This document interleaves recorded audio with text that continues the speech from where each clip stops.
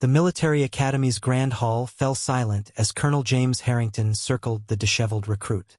The veteran officer's weathered face tightened with disgust at the ill-fitting uniform before him. Frayed cuffs, misaligned insignia, boots scuffed beyond regulation. 28 years of military discipline had taught him to spot impostors at 50 paces. Rain lashed against tall windows as thunder rolled across the mountains surrounding the isolated compound. The colonel's voice cut through the silence like a blade. "Take off that cheap uniform now." The recruit's hands moved slowly to his collar, revealing a jagged scar snaking up his neck. As fabric fell away, gasps rippled through the room. The colonel's stern facade crumbled, color draining from his face as recognition dawned. Could his brother, presumed dead for 7 years, have returned with evidence of the betrayal that destroyed them both? Before we jump back in, tell us where you're tuning in from, and if this story touches you, make sure you're subscribed because tomorrow I've saved something extra special for you. Dawn broke over North Peak Military Academy with military precision. Colonel James Harrington stood at his office window, the first rays of sunlight catching the silver in his close-cropped hair. From this vantage point, the academy grounds spread before him like a chessboard, orderly, strategic, controlled, just as he preferred his life to be. The mountain range embraced the academy on 3 sides, nature's fortress supplementing man-made security. Few civilians knew of this place. Fewer still could locate it on a map. That was by design. North Peak didn't train ordinary soldiers. It forged the nation's most elite military operators, men and women who would carry out missions that officially never happened. James adjusted his uniform cuffs, a habit born of 28 years of service. The silver eagles on his shoulders caught the light as he turned to the antique mirror, inspecting himself with the same scrutiny he applied to his recruits. Not a wrinkle, not a thread out of place. At 58, his face had weathered into a topographic map of discipline, the deep lines around his eyes and mouth carved by years of difficult decisions. The Harrington Family Medal of Honor hung in a small display case on his wall. 5 generations of military men, an unbroken line of service to country. James's gaze lingered on it momentarily before he turned away. The weight of legacy was something he carried constantly, a familiar burden. "Colonel, your 0700 briefing is prepared," came Major Elena Reeves's voice through the intercom. "Thank you, Major. I'll be there momentarily." Elena had been his right hand for 7 years now. Efficient, loyal, and one of the few people who could read his moods. She'd arrived at North Peak shortly after Michael's death, after that mission went catastrophically wrong. James pushed the thought away as he did every morning. There was no point dwelling on ghosts. Michael was gone along with most of their unit. A covert operation in disputed territory, officially classified as a training accident. The lies still tasted bitter even after 7 years. He lifted the silver compass from his desk, a childhood gift to Michael that had been returned with his personal effects. The still pointed north, reliable and true, unlike so much else in their world. James slipped it into his pocket, a ritual he performed each morning. The academy was stirring to life as he strode down the corridor. Cadets snapped to attention as he passed, their eyes forward, postures rigid. Fear and respect, the twin foundations of military discipline. James acknowledged them with slight nods, his pace never slowing. Captain Marcus Walsh waited outside the briefing room, ambition practically radiating from him like heat. At 42, Walsh had the hungry look of a man who believed his next promotion was overdue. "Colonel," Walsh said with a crisp salute, "I've prepared an alternative approach to the evaluation day exercises. If I might have a moment of your time." "Not now, Captain," James replied, his tone brooking no argument. "We'll address any changes during the briefing." Walsh's smile remained fixed, but something flashed in his eyes. Disappointment? Resentment? It was gone too quickly to identify. Inside, the briefing room held the academy's senior instructors. Major Reeves stood at the front, tablet in hand. Her dark hair was pulled back in a regulation bun, her uniform impeccable as always. At 45, she carried herself with the quiet confidence of someone who had earned her position through competence rather than connections. Director Blackwood will be joining us shortly, she announced as James took his seat at the head of the table. Lawrence Blackwood was the civilian administrator who oversaw North Peak, a political appointment with enough military background to make him dangerous. The man moved through Washington circles with ease, securing funding and ensuring the academy remained insulated from oversight. James noticed a sealed envelope at his place. "What's this, Major?" Elena lowered her voice. "It arrived this morning. Eyes only, sir." He slipped it into his pocket for later review, just as the door opened and Blackwood entered. In his tailored suit, the director looked more like a corporate executive than someone associated with military operations. "Colonel," Blackwood nodded. "I trust we're prepared for our distinguished visitors next week?" "Of course," James replied, though something in Blackwood's tone raised his hackles. North Peak has nothing to hide. The lie hung between them, heavy as a loaded weapon. The briefing progressed with military efficiency.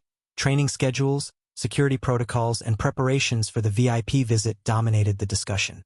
James contributed where necessary, but his mind kept returning to the envelope in his pocket. Something about Blackwood's demeanor today suggested trouble. "One final item," Blackwood said as the meeting wound down.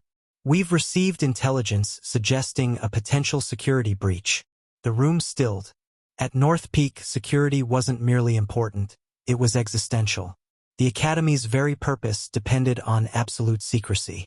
"What kind of breach?" James asked, careful to keep his tone neutral. "Information gathering. Possibly infiltration." Blackwood's eyes swept the room. "We've implemented additional verification protocols, effective immediately. All personnel files are being reviewed. Major Reeves will distribute the new security measures after this meeting." James noted how Blackwood had neatly avoided specifying the source of this intelligence or its reliability. Typical. The director operated on a need-to-know basis, and apparently James didn't need to know. As the meeting adjourned, James returned to his office and finally opened the envelope. Inside was a single sheet of paper with typed text. "There's a ghost in the ranks. Watch your back, Colonel." No signature. No identifying marks. Just 11 words that sent a chill through him despite the morning's warmth. "Ghosts," James muttered to himself. He had plenty of those already. The morning proceeded with inspections. James walked the academy grounds, evaluating training exercises with a critical eye. North Peak's reputation demanded perfection, and perfection required vigilance. At the shooting range, he paused to observe a group of advanced recruits. Their instructor, Lieutenant Cooper, called cadence as they fired in synchronized bursts. "Colonel," Cooper acknowledged with a salute as James approached. "Care to demonstrate for the recruits, sir?" James rarely refused an opportunity to maintain his skills. He accepted the offered sidearm, checked it with practiced movements, and assumed a firing stance. The weight of the weapon felt right in his hand, one of the few certainties in his world. 6 shots, 6 bullseyes. The recruits maintained their composure, but he could sense their admiration. Good. Respect for skill was fundamental to military hierarchy. "Lieutenant, who's that recruit in the 3rd position?" James asked quietly, returning the weapon. "Reed, sir. Thomas Reed. Transferred in last month. Promising marksmanship, though his uniform discipline leaves something to be desired." James observed the man. Something about Reed's stance struck him as familiar, the slight adjustment of weight, the angle of the elbow. But the recruit's face revealed nothing as he fired his rounds, each one finding center mass with unerring accuracy. Later, in the privacy of his quarters, James allowed himself a rare moment of vulnerability. He opened the small wooden box he kept locked in his desk drawer. Inside were photographs, James and Michael as boys in their father's oversized uniform caps. The brothers at James's academy graduation. Michael's Special Forces qualification ceremony. Their father had been a hard man, demanding excellence and accepting nothing less. The Harrington name carried expectations, he'd remind them. Duty, honor, legacy, these weren't just words but commandments. "You'd have made a better colonel than me, Mike," James whispered to the photograph. "Always knew which rules mattered and which ones didn't." The brothers had been close despite their 7-year age difference. While James followed regulations to the letter, Michael understood the spirit behind them. It made him an exceptional operative, adaptable, creative, effective. Until that final mission, James replaced the photographs and locked the box.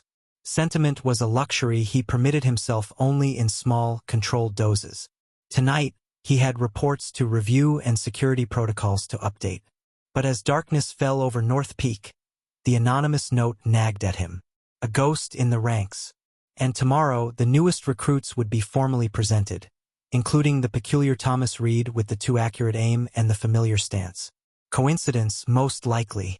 But in James's experience, coincidences often carried hidden dangers.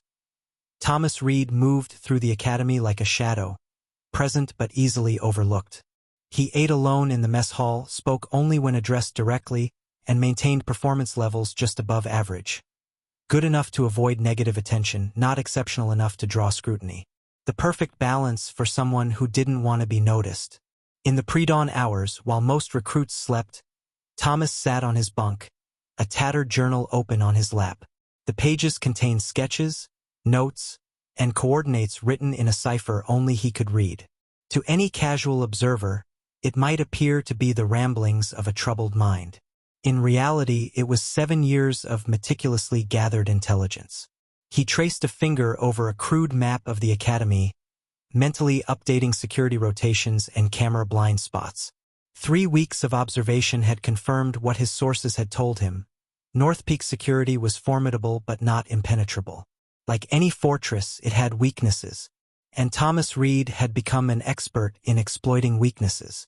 The scar that ran from his collarbone up his neck pulled tight as he closed the journal and slipped it into a hidden compartment he'd created in his footlocker. The physical pain was a useful reminder. Pain meant survival. Pain meant purpose. He caught his reflection in the small mirror above his sink. The face looking back was both familiar and foreign. Reconstructive surgery had altered his features just enough. Cheekbones slightly higher, jaw marginally broader, nose straighter than before. Small changes that accumulated into a new identity. Only the eyes remained unchanged, though what they had witnessed had transformed them too. The morning bugle sounded, and Thomas fell into the practiced routine of academy life. Physical training, tactical exercises, classroom sessions on military theory. He moved through them with the mechanical precision of someone who had performed these actions countless times before. During hand-to-hand combat training, he carefully maintained his cover. Win enough to avoid remedial training, lose enough to stay unremarkable. Today's opponent was Anderson, a recruit with more enthusiasm than technique. Thomas allowed himself to be thrown, controlling his fall with instincts honed through years of actual combat. "Reed, you're telegraphing your moves," barked the instructor. "An enemy would have gutted you by now." "Yes, sir." "Sorry, sir," Thomas replied, the proper response of a chastened recruit. In the afternoon, Lieutenant Sophia Chun from Intelligence Division conducted her weekly security briefing. Her sharp eyes seemed to linger on Thomas longer than necessary as she detailed protocols for reporting suspicious activity. "Remember, threats often come disguised as familiar faces," she said. "Trust must be earned and verified." Thomas kept his expression neutral, but he'd noted Lieutenant Chun as a potential complication. Unlike most of the staff who saw only what they expected to see, Chun noticed discrepancies. 3 times now, she'd questioned him about minor inconsistencies in his background story. Nothing he couldn't explain away, but her attention was unwelcome. That evening, as recruits gathered in the common area, conversation turned to the upcoming formal presentation ceremony. "I heard General Clark himself will be here," said Jenkins, a recruit with political connections, "along with half the Joint Chiefs." "It's just a dog and pony show," another recruit replied. "They parade us around. Blackwood gets more funding, and nothing changes." Thomas listened without contributing. The ceremony represented both opportunity and danger. High-level visitors meant increased security but also more confusion to exploit. And Colonel Harrington would be watching closely, the man who had trained him to notice exactly the kind of deception Thomas was now practicing. In his bunk that night, Thomas removed a small photograph from beneath his mattress. It showed Colonel James Harrington at last year's Academy graduation. Thomas had compiled dozens of such images, James at military functions, official ceremonies, rare public appearances. Tracking his brother's life from a distance, watching him carry the weight of what he believed was Michael's death. Tomorrow would change everything. Thomas had orchestrated this confrontation carefully, choosing the time and place for maximum effect. The uniform violations were deliberate, bait for a man who valued order above all else. 7 years of planning would culminate in a single moment of recognition. And then the real work would begin. The memory came unbidden, as it often did in the quiet hours, fragments of that final mission 7 years ago. The night had been moonless, perfect for covert operations. Operation Sentinel, they called it, a high-value extraction in disputed territory. Their 8-man team had moved with practiced precision through mountain terrain not unlike North Peaks. Michael Harrington, then a major, led the second element. Everything had gone according to plan until the moment it hadn't. The first explosion had come from their right flank, not enemy territory but the sector supposedly secured by their own forces. The second blast hit even closer. By the third, Michael had realized the horrifying truth. They weren't being ambushed by hostiles. They were being deliberately eliminated by friendly fire.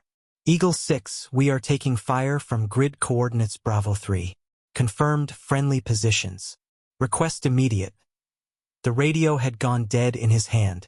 Thomas shook off the memory before it could fully form. The past was useful only insofar as it served the present. And right now, the present demanded focus. Dawn brought a steady rain to North Peak, droplets streaming down the windows like tears. Thomas made his way to the archives with a forged authorization from Captain Walsh. The records room was rarely accessed these days, most information having been digitized. But some documents remained in physical form only, the most sensitive, the most damning. He had 20 minutes before the automated security scan would flag his presence. 20 minutes to locate any references to Operation Sentinel that might have escaped digital purging. The dust made him want to sneeze as he quickly searched through the appropriate section.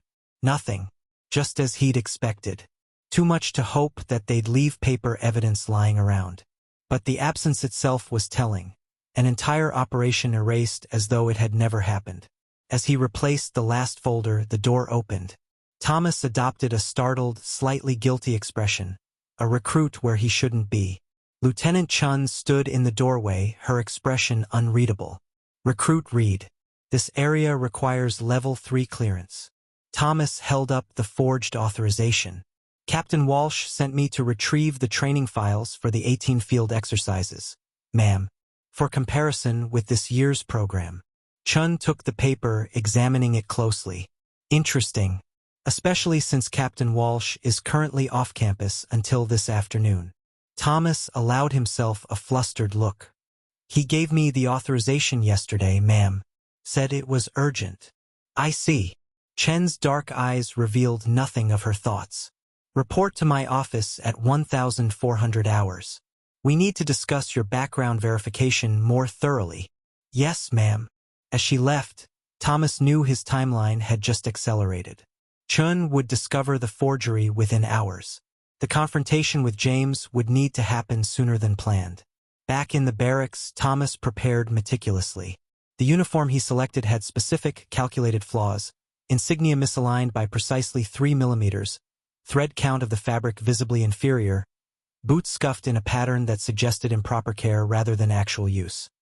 He removed his journal from its hiding place one last time, reviewing the key evidence he'd gathered. The redacted mission reports. The suspicious deaths of 3 other team members who had survived the initial betrayal.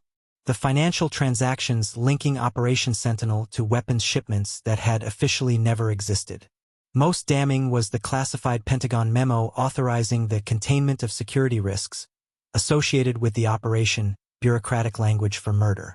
Thomas tucked a microchip containing encrypted copies of everything into the lining of his collar. Even if he were searched, this evidence would survive. 7 years of his life dedicated to this moment, to the truth. As he closed the journal, His fingers lingered on the final page where he'd sketched his brother's face from memory. James deserved to know what had really happened. Deserved the chance to help make it right. The academy bell signaled assembly. Time to set everything in motion. Thomas Reed straightened his deliberately flawed uniform and headed toward the Grand Hall where Colonel James Harrington would be conducting inspections. Toward the confrontation that would either bring justice or destroy them both. The Grand Hall of North Peak Academy stood as a testament to military tradition. High ceilings adorned with battle flags, walls lined with portraits of distinguished graduates, marble floors polished to mirror-like perfection. Rain lashed against tall windows as recruits assembled in formation, ramrods straight and eyes forward. Colonel James Harrington moved down the line with methodical precision, inspecting each recruit with the critical eye of a man who had spent decades upholding standards. Nothing escaped his notice. A slightly crooked collar, an improperly shined button, the faintest hesitation in a salute. Your dedication to excellence begins with your appearance. James addressed the formation, his voice carrying to every corner of the hall. The uniform you wear represents not just this academy, but generations of service and sacrifice. Lightning flashed outside, briefly illuminating the hall with stark white light. Thunder followed seconds later, the mountain range amplifying its rumble. Nature's drumroll for what was about to unfold. James continued his inspection until he reached Thomas Reed. He stopped, his expression shifting from professional scrutiny to focused displeasure. The colonel circled the recruit slowly, noting each deliberate imperfection.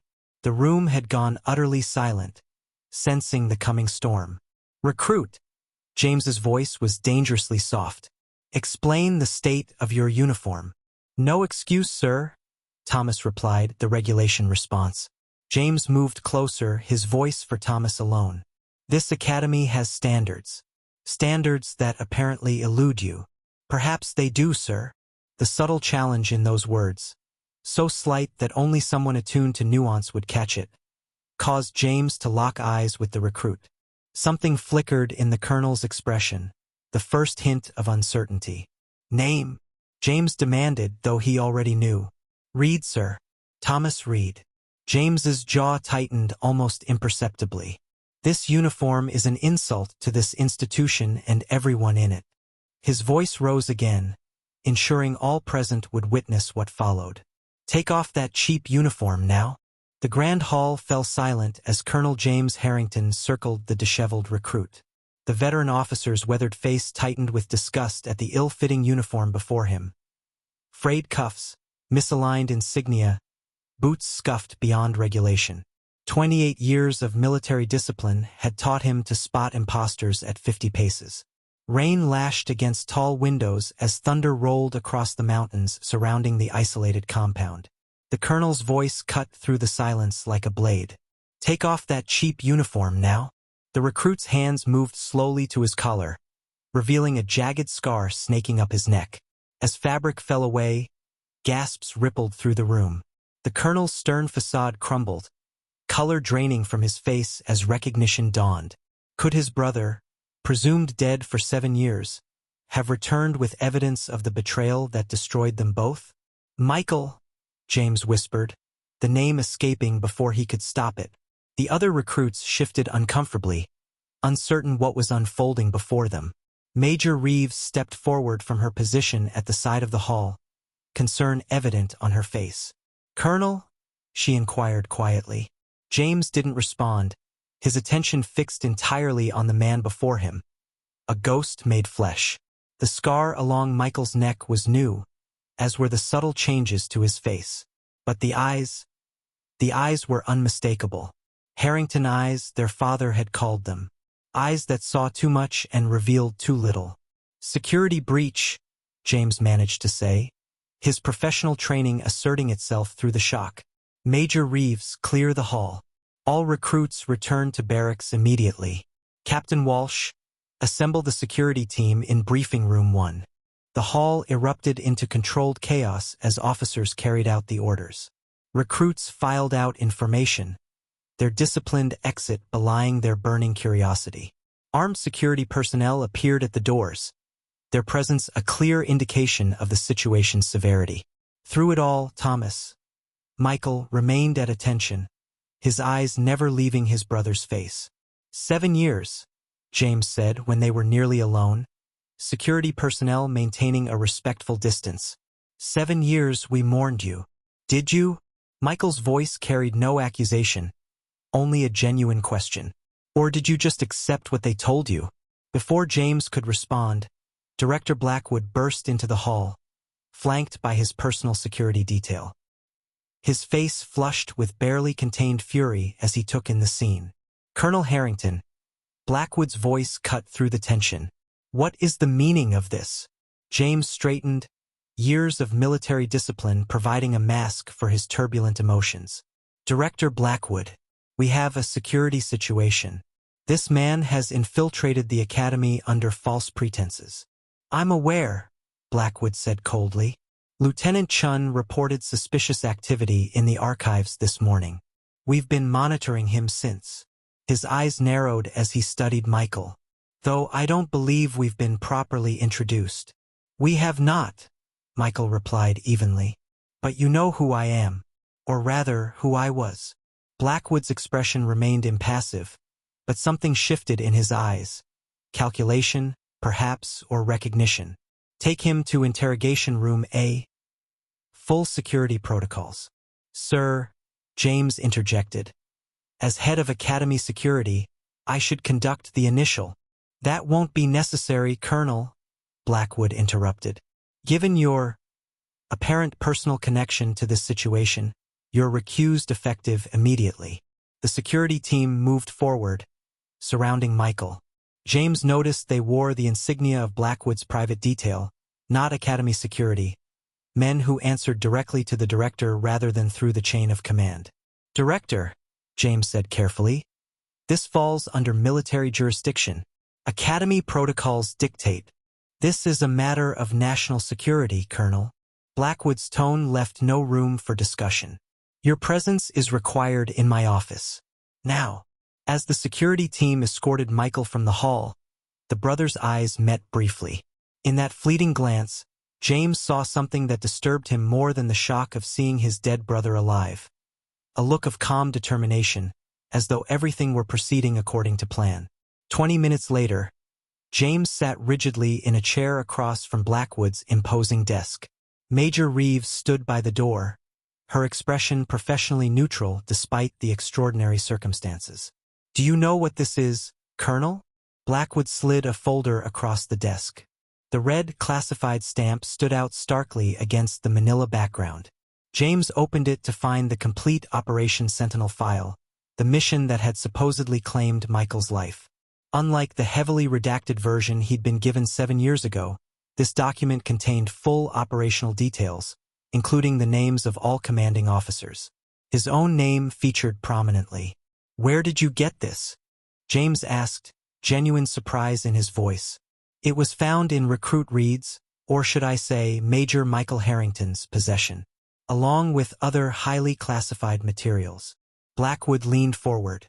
Your brother has been compiling intelligence on this academy, on Operation Sentinel, and on several high-ranking military officials for years. The question is why.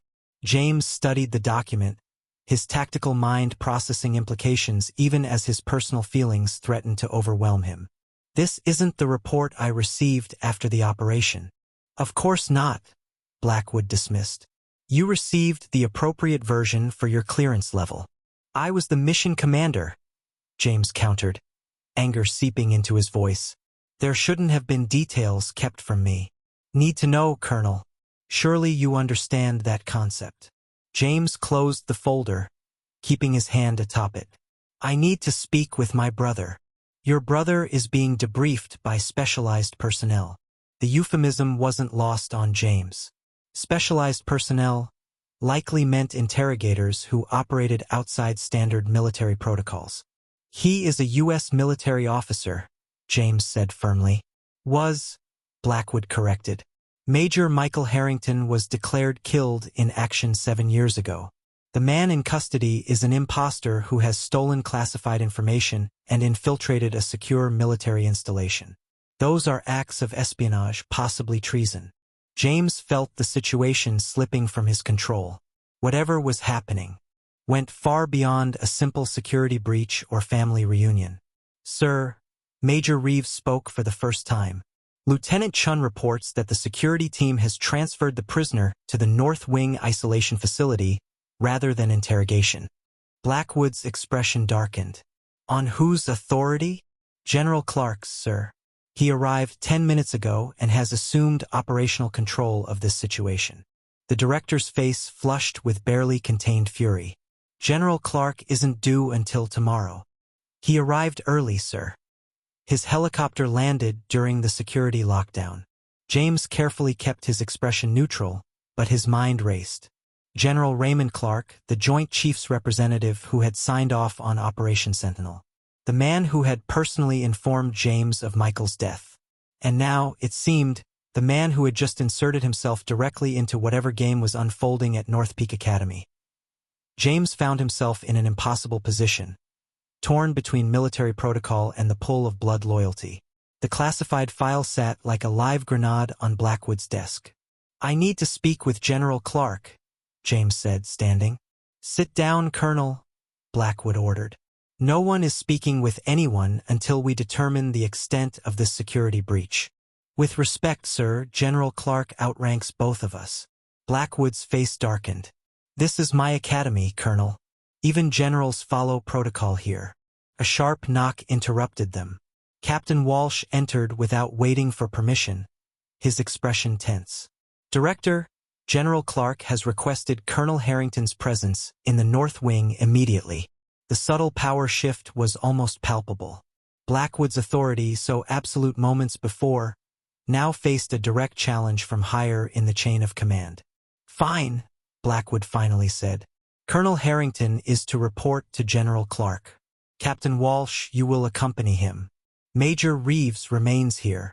James exchanged a brief glance with Elena, whose slight nod communicated volumes. She would manage Blackwood while James assessed the rapidly evolving situation. The North Wing housed North Peak's most secure facilities, rooms designed for sensitive debriefings and high-level interrogations. As James and Walsh crossed the rain-swept courtyard, the captain maintained uncharacteristic silence. You knew, James said quietly. Not a question. Walsh's jaw tightened. I was informed of certain possibilities, yes, sir. By whom? I'm not at liberty to say, Colonel. They reached the secure entrance where two of General Clark's personal security detail stood watch.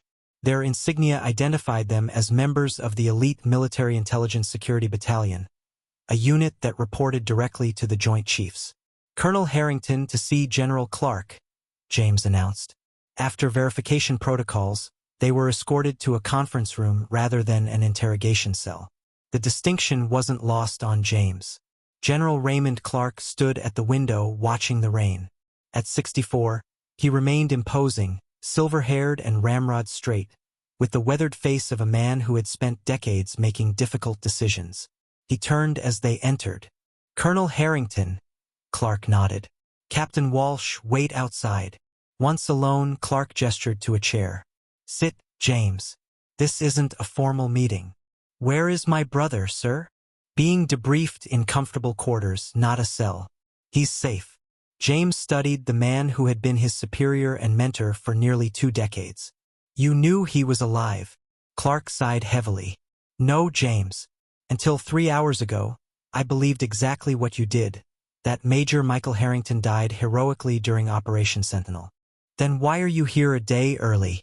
Why circumvent Blackwood's authority? Because I received this. Clark placed a small data drive on the table. Delivered to my private residence yesterday by courier. It contained evidence suggesting not only that your brother survived, but that Operation Sentinel was compromised from within our own command structure. James felt a cold weight settling in his stomach. Compromised how? The operation was designed to fail, James. Your team was never meant to return. The words hung in the air between them. James had led dozens of classified operations during his career, had lost men to enemy fire, to accidents, to the countless dangers of covert warfare. But never had he considered the possibility that his own chain of command had deliberately sacrificed his team. Why? He finally managed. That's what we need to determine. Clark's expression was grim. Your brother has assembled compelling evidence, but it's fragmentary. Names, dates, financial transactions. The outline of something deeply troubling, but not the complete picture. And you believe him? I believe the evidence warrants investigation, which is why I've initiated Protocol 47. James straightened in his chair. Protocol 47 was rarely invoked, a special directive that established a secure investigation outside normal channels when command integrity itself was in question. Director Blackwood doesn't know, James realized. No, and he won't until absolutely necessary. Clark leaned forward. James, I need to know where you stand. This investigation could implicate people you've served with for years. Your loyalty will be tested in ways you never imagined. I need to see my brother. Clark nodded, standing. Of course. But first, you should know, Michael has requested asylum and whistleblower protection. He believes his life is in danger from people within our own government. And after reviewing his evidence, I'm inclined to agree with him. The secure quarters where Michael was being held resembled an upscale hotel room more than a detention cell. A calculated environment designed to put high-value assets at ease. James entered alone at his insistence, though he knew Clark's people would be monitoring every word. Michael sat in an armchair by the window watching the rain. He'd changed into standard-issue fatigues, the uniform fitting properly this time. He turned as the door closed behind James, his expression unreadable. For a long moment, the brothers simply looked at each other, 7 years of absence stretching between them like a chasm. You look old, Michael finally said. A surprised laugh escaped James. You look dead. The tension broke, if only slightly. Michael gestured to the chair opposite his. Sit. We have a lot to discuss, and I doubt they'll give us much time. James remained standing. I buried you. Full military honors. Dad's plot at Arlington. I know. I was there watching from a distance. Michael's voice softened. I couldn't contact you. It would have put you at risk. Risk from whom exactly? General Clark says you've accused our own command structure of treason. Not the entire command. Just enough key players. To make a difference. Michael reached into his pocket and withdrew a small silver object. A compass, tarnished with age. You remember this? James felt his throat tighten. I gave it to you when you left for your first deployment. To help you find your way home. It still works. Michael placed it on the table between them. Even when everything else fails, north is still north. James finally sat, the weight of the situation settling over him. Tell me what happened. Operation Sentinel was compromised before we ever left base. Michael began. Our extraction target wasn't a defecting scientist like we were told. He was a witness, someone who had documentation of illegal weapons sales to hostile regimes, facilitated by people within our own military-industrial complex. That's a serious accusation. One I can prove. Michael leaned forward. The ambush wasn't an enemy action. It was our own support team under orders to eliminate everyone, including the target, including us. No witnesses, no evidence, clean slate. If that's true, why are you still alive? Luck at first. I was blown clear by the third explosion, presumed dead in the chaos. Local resistance fighters found me, barely alive. Michael's hand unconsciously moved to the scar on his neck. They had their own reasons to oppose both sides of the conflict. They got me medical attention, gave me a new identity. And once I recovered enough to understand what had happened, I started gathering evidence. James struggled to reconcile the brother he'd mourned with the man before him, harder, more calculating, scarred in ways that went beyond the physical. Why come back now? Why risk exposure? Because they're planning something bigger. Operation Sentinel was just one piece of a larger pattern. Michael's eyes held the intensity James remembered, though the innocence was long gone. The same people who tried to kill us are now in positions of even greater power. And they're using this academy to train the next generation of operatives for similarly compromised missions. James thought of Director Blackwood, of his carefully controlled information flow, of the redacted files. Doubt crept in where certainty had once reigned. I need proof, Michael. Real, actionable evidence. I have it, but it's not complete. I need access to the Academy's sealed records. And I need your help to get it. James stood and paced the small room, his military mind assessing angles, risks, contingencies. You're asking me to betray my oath, to go against the chain of command.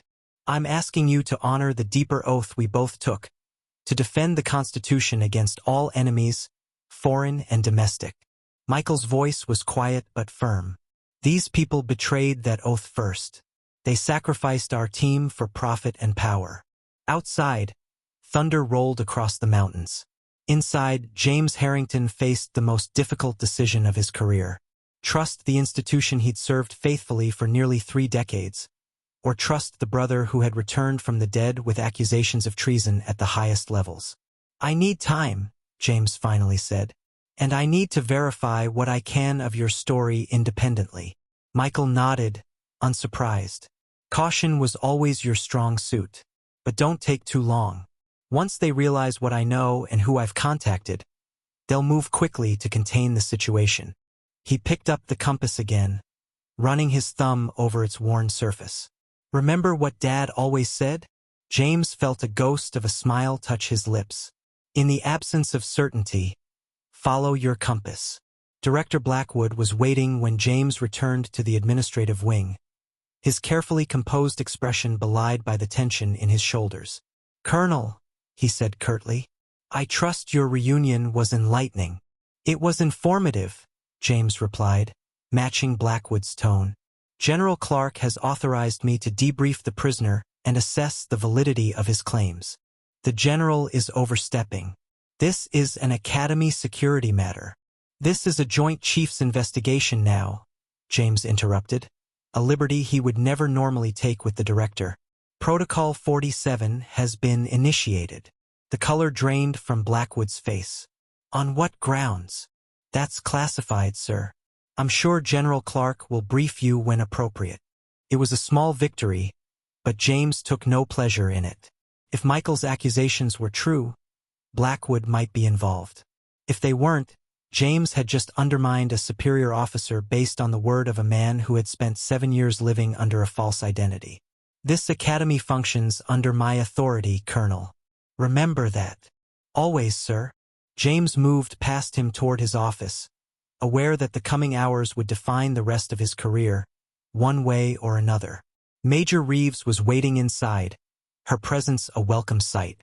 Elena had been his right hand since shortly after Michael's supposed death. Reliable, discreet, and possessed of a tactical mind that rivaled his own. If anyone could help him navigate these treacherous waters, it was her. I need everything we have on Operation Sentinel, James said without preamble. The original briefings, after-action reports, casualty assessments, everything. Elena's expression remained professional, but her eyes reflected concern. Most of those files are sealed, Colonel. Even your clearance. I know, but there are backups, archived hard copies that predated the digital purge. I need them.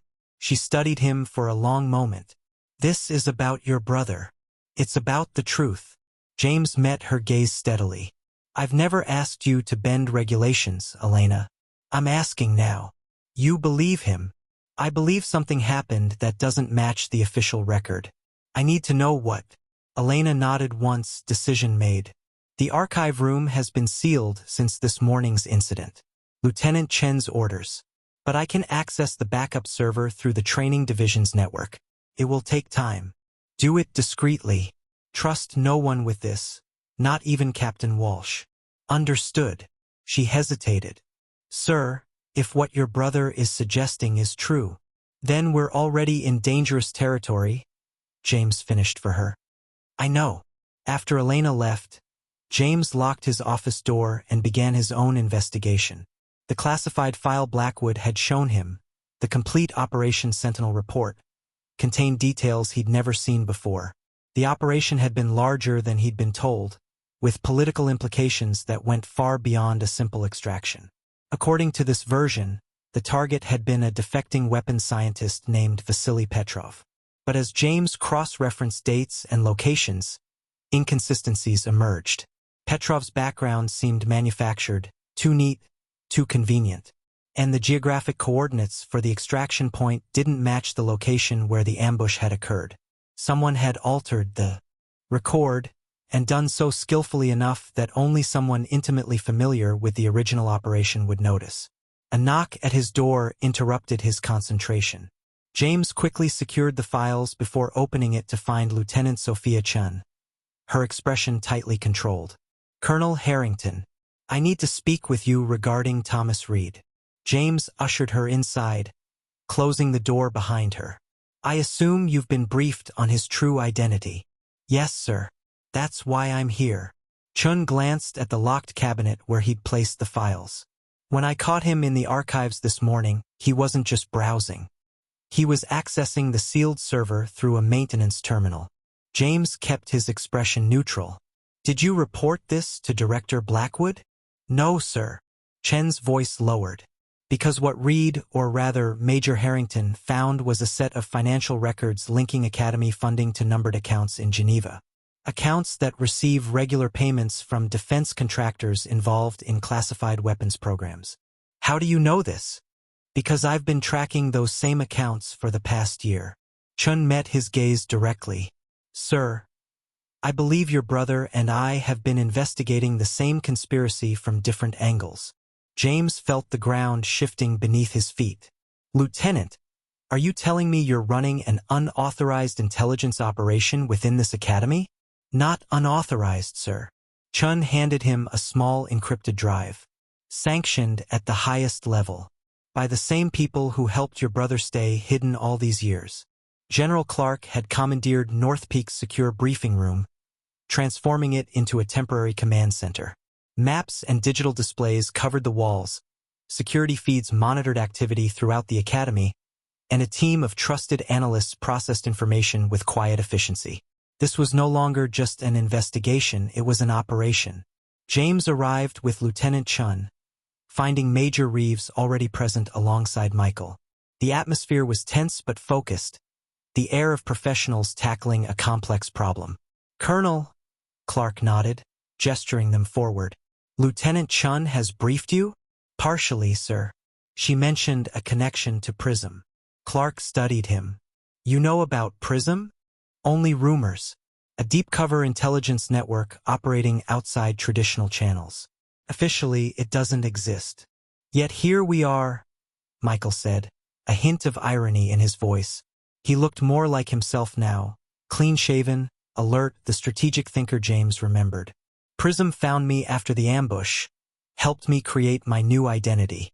They've been gathering evidence on this conspiracy for years." Chun moved to a digital display. PRISM identified financial anomalies first, defense contracts with inflated budgets, funds disappearing into shell companies. That led to personnel patterns. She brought up a series of photographs. These 8 individuals were all connected to Operation Sentinel. All died under suspicious circumstances after beginning to ask questions. James recognized several faces, men who had served under his command, good soldiers with families. Their deaths had been reported as accidents, health issues, one suicide. "You're suggesting they were systematically eliminated?" "We have evidence, not just suggestions." Michael inserted a small encrypted flash drive into the system. "This contains everything I've gathered over 7 years. Communications, financial records, redacted orders with their original text recovered." The display filled with documents. A digital paper trail of corruption and conspiracy that made James's blood run cold. Weapons sales to hostile regions. Targeted killings disguised as enemy action. Training programs for deniable operations. "This goes beyond Operation Sentinel," James said quietly. "Sentinel was when they realized they had a vulnerability, witnesses who couldn't be controlled," Clark explained. "Since then, they've refined their approach. Compartmentalized information, eliminated paper trails, created fail-safes to ensure loyalty.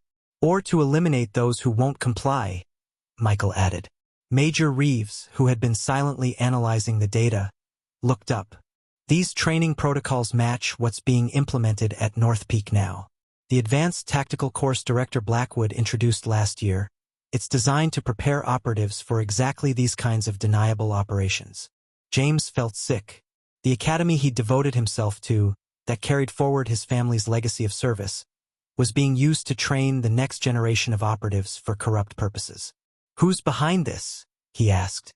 "We have confirmation on several mid-level players," Chun said. "But the leadership remains obscured.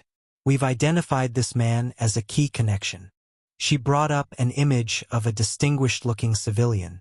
Andrew Vance, Special Advisor to the Secretary of Defense. He's scheduled to arrive tomorrow for the evaluation ceremony, along with several other suspected conspirators, Michael added. "They don't know we've connected the dots. That gives us an advantage." James studied the evidence before him, his tactical mind already formulating potential approaches. "What's the objective here? Exposure? Prosecution? Justice?" Michael said simply. "For our team. For the others who died to protect this secret. And prevention," Clark added. "This network is planning something significant. We believe it involves the new combat systems being developed at North Peak. Technology that could be deployed without oversight or accountability." The room fell silent as the implications sank in. This wasn't just about the past. It was about preventing future abuses of power that could cost countless lives. "We need to move carefully," James finally said. "If Blackwood suspects we're onto him, he'll alert the others." "Agreed," Clark nodded. "Colonel, you need to maintain your normal duties. Give no indication that anything has changed. Lieutenant Chun will continue her intelligence gathering. Major Reeves will secure our communications. And Michael will remain in protective custody," James finished. "His presence is our strongest card, but also our biggest vulnerability." "I'm not sitting this out," Michael objected. "You won't be," James assured him. "But we need to control how and when your existence becomes widely known. For now, let them think you're isolated and contained." Clark studied the brothers with approval. "Coordinate your efforts through Major Reeves. I'll run interference with Blackwood and prepare secure channels for the evidence. We have less than 24 hours before the evaluation ceremony brings all the key players together." As they dispersed, James pulled Michael aside for a private word. "I'm still processing all this, but I need to know. Are you certain about these accusations? Beyond any doubt." Michael met his gaze steadily. "I watched our men die, James. I've spent 7 years tracking the people responsible. I've never been more certain of anything in my life." James returned to his office to find Captain Walsh waiting, his posture rigid with barely contained tension.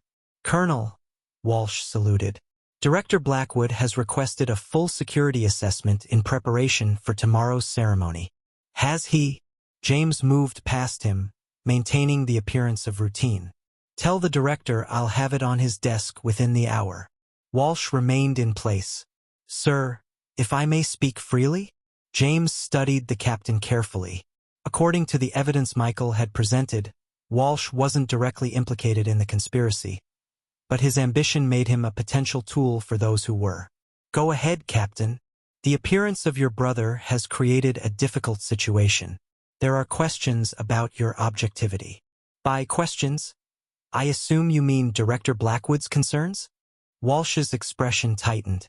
"Sir, you've always emphasized chain of command. Director Blackwood feels that General Clark's intervention undermines established protocols. The General outranks both of us, Captain. His orders stand. Even when they conflict with the Academy's operational security?" Walsh pressed. James turned to face him directly. "Are you questioning my loyalty, Captain Walsh?" "No, sir. I'm trying to understand where we stand." The subtext was clear. Walsh was trying to determine which side James was taking in the power struggle between Blackwood and Clark. His future advancement likely depended on backing the winner. "We stand where we've always stood, Captain. On the side of duty and honor." James kept his tone measured. "Now I have work to do. Please inform Director Blackwood that I'll deliver the security assessment as requested. After Walsh left, James sent an encrypted message to Major Reeves. Walsh is probing. Blackwood likely suspects. Accelerate timeline. The hours that followed were a careful dance of appearances. James conducted his normal duties with meticulous attention, approved security protocols for the ceremony, and met with instructors to review the demonstration schedule, all while gathering intelligence, identifying potential allies, and establishing contingency plans. By evening, rain still lashed against the windows as a storm system settled over the mountains. James stood watching the downpour, the academy grounds illuminated by occasional lightning. The weather matched his internal state, dark, turbulent, electric with potential energy. A soft knock announced Major Reeves. "Colonel, a moment?" Once inside, Elena activated a small device that would scramble any surveillance. "We've made progress." Lieutenant Chun accessed the financial records. "They confirm everything your brother claimed. The money trail connects Director Blackwood to Andrew Vance and 3 defense contractors involved in classified weapons development." "And the personnel files?" "More concerning." Elena's expression was grim. "Over the past 5 years, 28 graduates have been assigned to special operations units under Vance's supervision. 17 are now listed as killed in action. The rest have been promoted rapidly, unusually so. They're building a loyal cadre," James said quietly, "eliminating those who won't comply, advancing those who will. There's more. Tomorrow's demonstration includes a new combat system, the Sentinel platform. Officially, it's an advanced battlefield coordination system. Unofficially, it's a kill switch," came Michael's voice from the doorway. He entered, accompanied by Lieutenant Chun. Both wore standard academy uniforms, allowing them to move through the corridors without attracting attention. A means of ensuring compliance in the field. "You shouldn't be here," James said, though without real reproach. "General Clark authorized a controlled movement," Chun explained. "We needed to consolidate our findings." Michael placed a tablet on the desk. "The Sentinel platform isn't just for battlefield coordination. It includes remote override capabilities for weapon systems, and, more disturbingly, neural implants that elite units have been receiving under the guise of enhanced tactical awareness. Mind control." James couldn't keep the disbelief from his voice. "Not direct control," Chun clarified, "but the ability to disable an operator remotely if they deviate from mission parameters. The implant causes temporary paralysis, rendering the soldier unable to act contrary to orders. And tomorrow they're demonstrating this technology to potential international partners," Michael added. "Military representatives from allied nations who might implement the same systems with their special forces." James felt the full weight of the situation. This goes beyond corruption or illegal weapons sales. This is about controlling the very soldiers tasked with carrying out covert operations. "Ensuring they can never become whistleblowers," Michael agreed. "Never expose what they've been ordered to do." Major Reeves checked her secure device. "Captain Walsh is approaching. 30 seconds. Michael and Chun quickly moved to the adjacent room as Elena deactivated the scrambler. James returned to his desk, opening a security protocol document as a cover.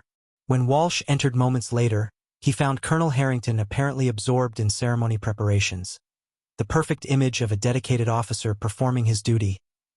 Dawn broke over North Peak with military precision, the storm clouds giving way to crisp mountain air.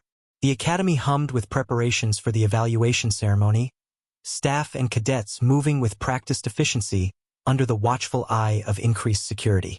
James stood in the memorial hall, a quiet space dedicated to fallen graduates.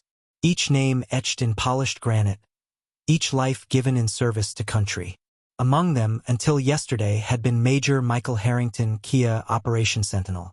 "I always hated this room," came Michael's voice as he approached, wearing the anonymous uniform of Academy security. "All these names, reduced to dates and platitudes.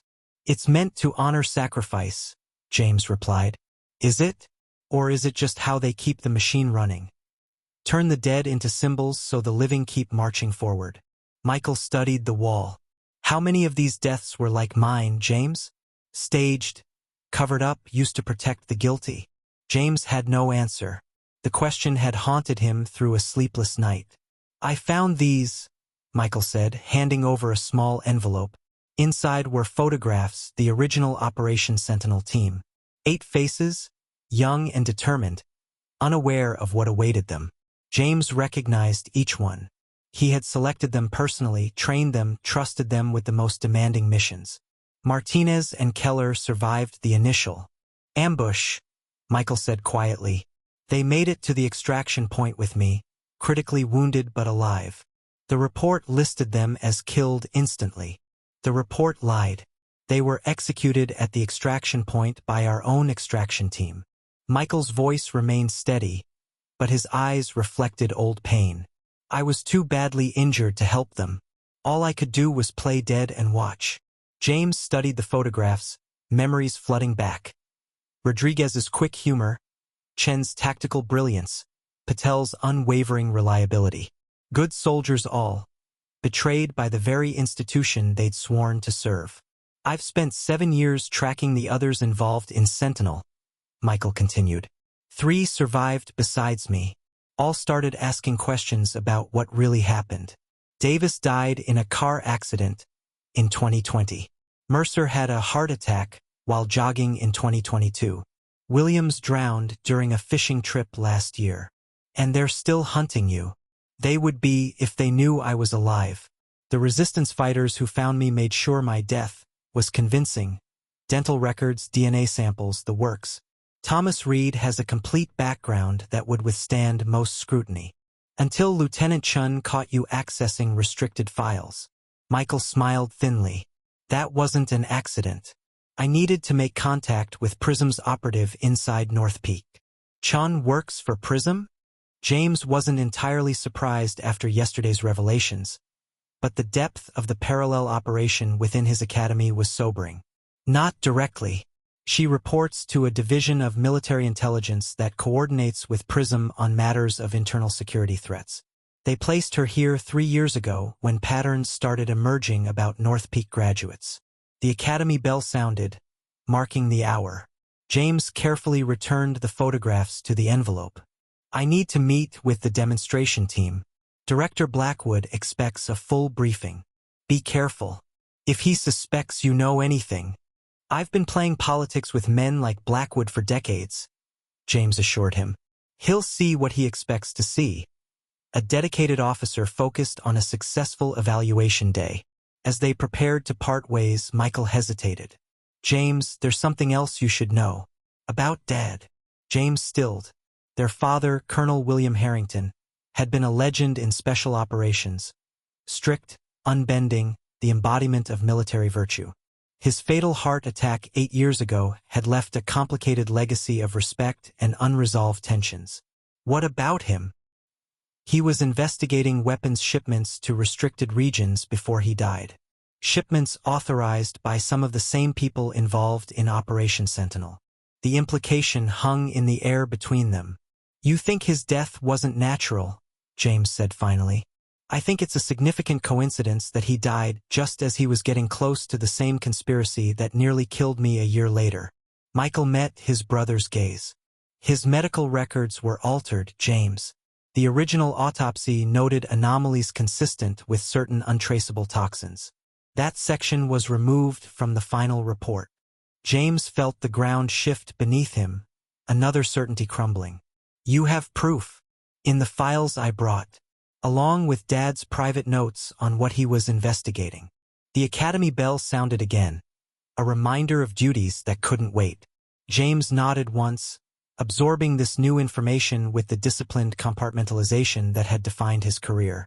We'll discuss this later. For now, maintain your cover and prepare for tomorrow's operation.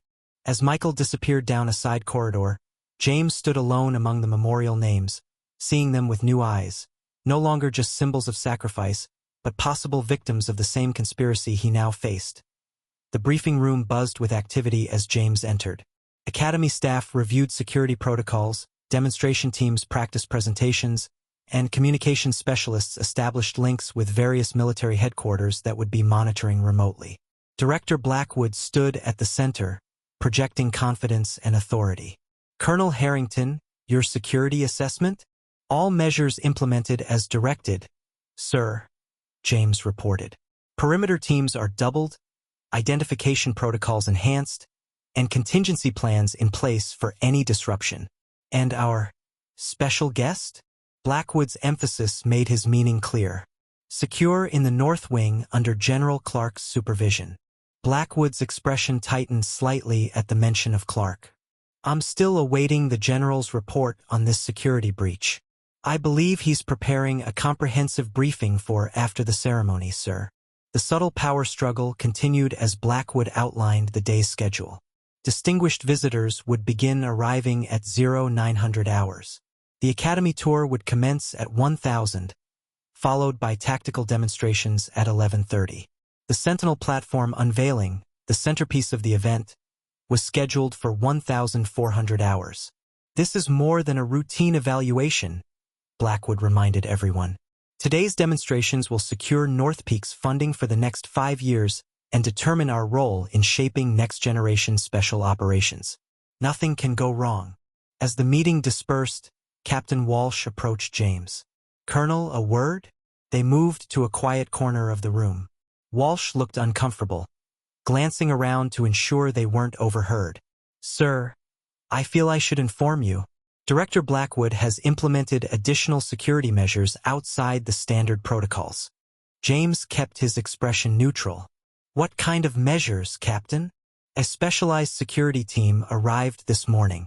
They're not on the official roster, and they've established a separate communications channel. Under whose authority? Mr. Vance from the Defense Secretary's office. They answered directly to him. This was unexpected, Blackwood bringing in a private security force answerable only to Vance. It complicated their plans significantly. Thank you for bringing this to my attention, Captain. Keep me informed of any other irregularities. Walsh hesitated. Sir, may I speak candidly? I've served under your command for 3 years. I've always respected your leadership, your integrity. He lowered his voice further. Something isn't right here. The way Blackwood and Vance are handling this situation. It feels wrong. James studied the younger officer, reassessing him. Perhaps Walsh's ambition didn't outweigh his principles after all. Captain, in our line of work, we sometimes face situations where the right path isn't clearly marked. When that happens, we must rely on our core values to guide us. Walsh nodded slowly, understanding the careful message. Yes, sir. I'll remember that. After Walsh departed, James made his way to the communications center where Major Reeves was, coordinating with General Clark's team. New complication, he informed her quietly. Vance has brought in his own security detail, operating outside standard channels. Elena nodded, unsurprised. Lieutenant Chun already spotted them. 12 operators with advanced equipment, deployed in teams of 2 throughout the Academy. They're conducting their own surveillance, including on Academy security personnel. They're watching the Watchers, James mused, which means they don't fully trust Blackwood either. Paranoia is the companion of conspiracy, Elena observed. We can use that to our advantage. James reviewed the security feeds showing the Academy grounds. Preparations continued smoothly on the surface, but he could sense the underlying tensions, currents and countercurrents of power and suspicion flowing beneath the disciplined exterior. What's our status? General Clark has secured the evidence and established an encrypted channel to trusted contacts in Washington, Elena reported. Lieutenant Chun has mapped all surveillance blind spots and created secure movement corridors. Your brother has been briefed on the updated plan. And the Sentinel platform demonstration? That's where it gets interesting.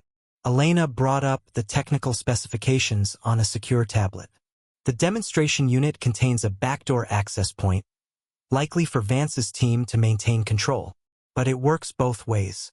If we can access it during the demonstration, we can reveal its true capabilities to everyone present. James considered the implications. exposing the neural control function in front of military attaches from a dozen countries. Would make it impossible to deny or cover up, Elena finished. But we'll only have a small window of opportunity, and we'll need someone with advanced technical skills to execute the hack. Can Chun handle it? She's good. But this requires specialized knowledge of the system's architecture. James realized where this was leading. Michael. Elena nodded. He's been studying the platform specifications all night. He believes he can do it, but he'll need to be physically present at the demonstration. In a room full of people who want him dead, James said grimly, including the man who gave the order to kill him 7 years ago. It's risky, Elena acknowledged, but it might be our only chance to expose everything at once, with credible witnesses who can't be silenced or bought off. The Academy bell signaled the approach of 0900 hours. Soon, the architects of the conspiracy would be arriving, expecting a triumph. Instead, they might face a reckoning, if James and his small team could outmaneuver opponents with vastly superior resources and position. Alert General Clark, James decided. We proceed with the updated plan. But I want additional fail-safes in place. If anything goes wrong, the evidence still needs to reach the right people. As Elena departed to implement his orders, James turned his attention to the arriving vehicles now visible on the perimeter cameras. The game was about to begin in earnest. The distinguished visitors arrived with military precision, black SUVs and official cars forming a procession through North Peak's imposing gates. James stood at attention beside Director Blackwood as they greeted each dignitary with practiced formality. Andrew Vance emerged from the lead vehicle, his tailored suit and confident bearing marking him as a man accustomed to power. At 55, he projected the polished authority of someone who had successfully navigated the treacherous waters of defense politics for decades. Director Blackwood, Vance smiled, shaking hands. Everything looks impressive as always. We aim to exceed expectations, sir, Blackwood replied. May I present Colonel James Harrington, our Tactical Operations Director. Vance turned, extending his hand. Colonel Harrington, your reputation precedes you. James accepted the handshake, maintaining perfect military courtesy while looking into the eyes of the man who had potentially ordered his brother's death and his father's murder. Mr. Vance, we're honored by your presence. If Vance sensed anything amiss, he gave no indication. I understand there was some excitement yesterday. A security breach? A minor incident. Fully contained, Blackwood interjected before James could respond. Nothing that will affect today's proceedings. Excellent. Vance's smile remained fixed, but his eyes hardened slightly. We have significant international interest in the Sentinel platform. Any irregularities would be unfortunate. The warning was clear beneath the diplomatic language. James nodded acknowledgement while internally calculating how best to use Vance's concern to their advantage. As the welcome reception continued, James excused himself to perform a final security check. In reality, he needed to touch base with his team before the demonstrations began. He found Lieutenant Chun in the communications center, ostensibly reviewing security feeds. Status? He asked quietly. General Clark's team is in position, she reported. Your brother is prepared for his role. Major Reeves has secured the necessary access codes. And Vance's security team? Deployed throughout the facility. They're carrying specialized equipment, signal jammers, advanced surveillance tools, and what appear to be prototype neural disruptors. Neural disruptors? Based on the same technology as the Sentinel platform. Short-range devices that can temporarily incapacitate targets by disrupting nerve signals. James absorbed this information with growing concern. They're prepared for resistance. Yes, sir. And there's something else. Chun handed him a folded piece of paper. This was delivered to your office this morning. The anonymous note was brief and chilling. Bury the dead again or join them. Final warning. James pocketed the note, his expression revealing nothing. Increase surveillance on all key areas. I want to know immediately if any of Vance's people attempt to access restricted sections. Already done, sir. And Colonel, be careful. These people won't hesitate to add another accident to their list. James returned to the reception just as it was concluding. The visitors would now begin their tour of the academy, with the tactical demonstrations scheduled to follow. Everything appeared normal on the surface. Staff performing their duties, security protocols in place, distinguished guests impressed by North Peak's facilities. Yet beneath this veneer of military precision, multiple operations were unfolding simultaneously. Vance's team conducting their own surveillance. General Clark's people gathering evidence and preparing for potential confrontation. And somewhere in between, James and his small group of allies attempting to expose a conspiracy that reached the highest levels of military command. In the secure communications room, Michael studied the schematic of the Sentinel platform one final time. The neural interface components were cleverly disguised as standard battlefield coordination systems, but he had identified the key access points that would allow him to demonstrate its true capabilities. "Ready?" Major Reeves asked as she entered. "As I'll ever be." Michael set aside the tablet. "Vance is here, along with 3 of his primary associates, all suspected of involvement in Operation Sentinel and subsequent cover-ups." "Good." Michael's expression hardened. "I want them to see their own system turned against them." "This isn't about revenge, Michael," Elena cautioned. "No," he agreed. "It's about justice and prevention." He checked his watch. "The tour group should be reaching the East Wing now. That's our window to move into position." As they prepared to implement their plan, neither noticed the small surveillance device hidden in the air vent, one of many deployed by Vance's security team, operating on frequencies outside standard detection parameters. In his private office, Director Blackwood reviewed security feeds on a separate system, his face darkening as he watched Colonel Harrington's brother moving through the academy corridors. "Sir," his assistant announced through the intercom, "Mr. Vance requests your presence for a private conversation before the demonstrations begin." "Tell him I'll be right there," Blackwood replied, closing the security feed. He removed a small device from his desk drawer and slipped it into his pocket, an insurance policy for the increasingly complicated situation. The carefully orchestrated evaluation day was rapidly becoming a multi-dimensional chess match, with pieces moving according to competing strategies. And as in any such contest, the advantage would go to whoever could think furthest ahead. The Academy tour proceeded with clockwork precision, each station highlighting North Peak's advanced training methodologies and technological innovations. James accompanied the group, providing expert commentary while maintaining a watchful eye on Vance and his associates. "Colonel Harrington," called a voice from behind.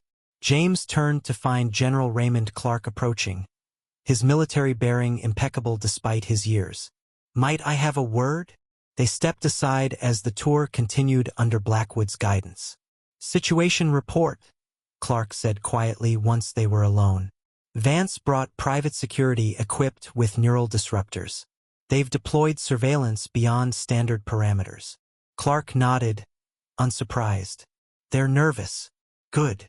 Sir, I received a direct threat this morning." "Expected.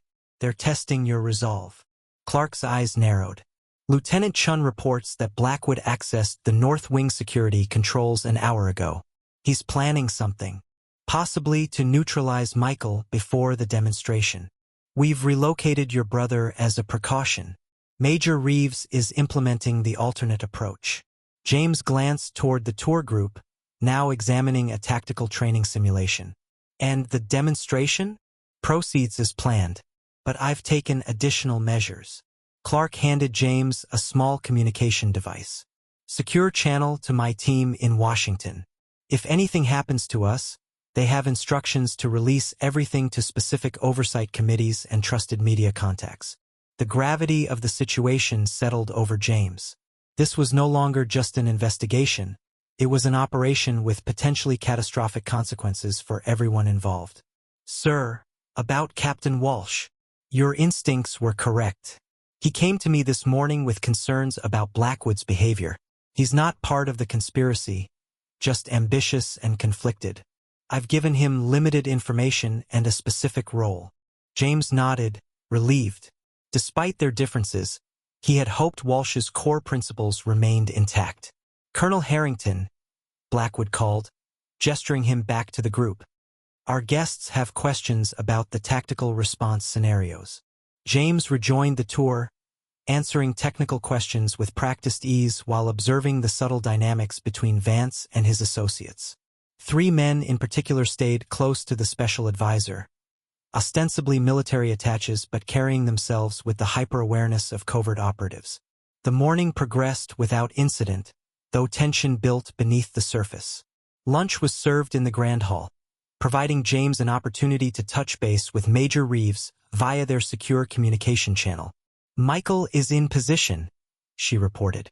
"Chun has identified all of Vance's surveillance devices and established countermeasures for the neural disruptors. We're ready for the demonstration phase." "Understood. Maintain alert status. Blackwood may have additional security measures we haven't detected." After lunch, the visitors were escorted to the demonstration field where Academy cadets performed a series of impressive tactical maneuvers. James noted with approval that Captain Walsh had positioned trusted personnel at key locations, subtle but significant support for their operation. As the afternoon progressed, the moment of truth approached. The Sentinel platform demonstration would take place in the Academy's Advanced Technology Center, a state-of-the-art facility where the most sensitive innovations were developed and tested. James caught sight of Lieutenant Chun monitoring security from an unobtrusive position near the entrance. Their eyes met briefly, a silent confirmation that all elements were in place. Director Blackwood took center stage as the visitors gathered in the main presentation hall. "Distinguished guests, what you are about to witness represents the future of military operations, a fully integrated system that will revolutionize battlefield command and control." The lights dimmed as technical staff prepared the demonstration equipment. James positioned himself near one of the emergency exits, maintaining a clear line of sight to all key participants. Andrew Vance stood front and center, his attention focused on the Sentinel platform being unveiled on the main stage. He appeared completely at ease, a man confident in his power and the success of his project. That confidence, James reflected, might prove to be his undoing. For hidden within the very system Vance had championed was the means to expose his crimes. The demonstration began with a technical overview of the platform's capabilities: enhanced tactical awareness, instantaneous communication between units, optimized resource allocation. All impressive, all legitimate. But what remained unmentioned was the neural control function buried beneath these features. James checked his watch. In approximately 12 minutes, if all went according to plan, Michael would access the system and reveal its true purpose to the assembled dignitaries. The evidence would be undeniable, witnessed simultaneously by military representatives from multiple nations. It was an audacious plan with countless potential points of failure. But as their father had often said, sometimes the boldest strategy was the only one with a chance of success. Blackwood concluded his introduction and turned the presentation over to the technical team. "And now, ladies and gentlemen, we will demonstrate the Sentinel platform's advanced integration capabilities with a live simulation." The countdown had begun. The Sentinel platform gleamed under the presentation hall lights, a sleek console surrounded by holographic displays showing battlefield scenarios in real time. Technicians in pristine lab coats made final adjustments as the audience of military officials and defense contractors watched with keen interest. "For this demonstration," announced the lead engineer, "we'll simulate a multi-team extraction operation in hostile territory. The Sentinel platform will coordinate all elements, optimizing for mission success while minimizing casualties." From his position near the emergency exit, James scanned the room, mentally noting the locations of Vance's security personnel. They maintained casual poses, but their eyes constantly swept the area, hands never far from concealed weapons. James activated his secure communicator with a subtle movement. "Status. In position," came Michael's voice, barely above a whisper. "Accessing secondary systems now. Chun has looped the security feeds in my section." On stage, the demonstration began. Holographic soldiers moved through a simulated urban environment, their actions coordinated by the Sentinel platform. The audience murmured appreciatively as the system adapted to changing conditions, rerouting teams and allocating resources with superhuman efficiency. As you can see, the engineer explained, the platform processes thousands of variables simultaneously, creating optimal tactical outcomes that would be impossible for a human commander to calculate in real time. Andrew Vance nodded approvingly from his front row seat. Beside him, Director Blackwood maintained a confident smile, though James noticed his hand occasionally touching his jacket pocket, checking the device he'd hidden there earlier. Sentinel integrates with all existing command systems, the presentation continued, and includes advanced neural interface capabilities for enhanced operator performance. This was the euphemism for the control mechanism Michael had discovered. James tensed slightly, knowing they were approaching the critical moment. His communicator vibrated once, the signal from Major Reeves that all elements were in final position. General Clark stood near the back of the room, ostensibly observing the demonstration but actually coordinating with his Washington team through a discreet earpiece. Phase 2 initiated, Michael reported. I've accessed the neural interface protocols. Standing by for your mark. James checked the time. They needed to wait until the demonstration reached the neural enhancement portion, when the system would be fully activated and all features accessible. Too early, and they might miss critical evidence. Too late, and Blackwood or Vance might sense something amiss. The engineer on stage gestured to a soldier who stepped forward wearing what appeared to be standard tactical gear. Sergeant Mills will now demonstrate the enhanced awareness capabilities of the Sentinel neural interface. The sergeant stood at attention as technicians attached small sensors to his temples. These non-invasive interfaces allow the platform to provide tactical information directly to the operator's sensory system, what we call enhanced battlefield awareness. What the presentation didn't mention, according to Michael's intelligence, was that these same interfaces could override the operator's motor functions, essentially taking control of their body if they attempted to deviate from mission parameters. Now, the engineer continued, Sergeant Mills will navigate a complex tactical scenario while the audience observes both his perspective and the Sentinel platform's analytical overlay. The holographic displays shifted to show what the sergeant was seeing, augmented by tactical data streaming across his field of vision. It was impressive technology, regardless of its darker purposes. Mark, James whispered into his communicator. Michael's response was immediate. Executing now. 30 seconds to full access. On stage, something flickered in the holographic display. A momentary glitch that the presenters quickly attempted to smooth over. Minor calibration adjustment. The engineer assured the audience with a professional smile. The system is processing exceptionally detailed scenarios. But James could see a subtle shift in Vance's posture. A new tension in his shoulders as he leaned forward, eyes narrowing at the display. 20 seconds, Michael reported. I've bypassed the primary firewalls. Accessing the neural control protocols now. Director Blackwood's hand moved to his ear, receiving some communication that caused his expression to darken. He turned slightly, scanning the room until his eyes met James's. For a brief moment, understanding passed between them. Blackwood knew something was happening. Sir, came Captain Walsh's urgent voice over the communicator. Blackwood's security team is moving toward the system control room. They know. Accelerate, James ordered. Michael, execute now. 10 seconds. The lights in the presentation hall flickered, then stabilized. On the main display, the tactical simulation continued, but new data began appearing at the edges, file directories, command protocols, authorization codes that were never meant to be seen by this audience. What is this? Demanded one of the military attaches, leaning forward in his seat. The engineer looked confused, frantically working the controls. System anomaly, we're correcting. 5 seconds to full access, Michael reported, tension evident in his voice. They're trying to lock me out, but I've got a direct pipeline through the demonstration unit.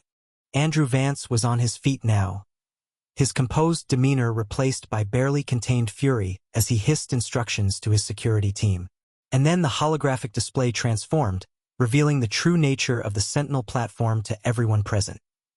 The holographic display revealed a series of classified documents, operational directives for the Sentinel platform that explicitly detailed its neural override capabilities, command codes that could remotely paralyze or control operators, testing logs showing compliance failures, and subsequent corrections. The euphemisms couldn't disguise the horrifying reality. The platform was designed to ensure operators could not disobey orders, even when those orders violated military law or basic human ethics. Gasps and murmurs spread through the audience. Military attaches from allied nations exchanged alarmed glances. Defense officials leaned forward, faces hardening as they realized the implications. "This is a security breach," Blackwood announced, moving toward the stage. "Please remain calm while we address this system malfunction." But it was too late. The evidence was displayed for all to see, including a document bearing Andrew Vance's signature authorizing the development of neural compliance measures for specialized field operations. Vance himself stood rigid with fury, gesturing sharply to his security team. Two moved quickly toward the system controls while others positioned themselves at the exits. "Michael, get out now," James ordered into his communicator. "They're coming for the control room." "Almost finished," Michael replied, uploading the Operation Sentinel files. A new series of documents appeared on screen, the classified after-action reports from the mission that had supposedly claimed Michael's life. Financial transactions linking the operation to illegal weapons sales. Communications ordering the elimination of potential whistleblowers. The sergeant on stage, still connected to the demonstration unit, suddenly stiffened and collapsed. Someone had activated the neural disruptor, likely Vance, trying to shut down the system through its human interface. "That's enough," Blackwood shouted, pulling a small device from his pocket. The insurance policy James had noted earlier. "This demonstration is terminated." Before he could activate it, Captain Walsh appeared behind him. "Sir, I wouldn't do that," he said quietly, one hand restraining Blackwood's arm, while the other held a service pistol discreetly against the director's side. The surveillance recording that appeared next silenced the room completely. Crystal-clear audio and video showed a meeting between Vance, Blackwood, and several military officials, planning the deliberate elimination of a special forces team that had asked too many questions about certain operations. "We can't risk exposure," Vance's recorded voice stated coldly. "Sentinel team knows too much.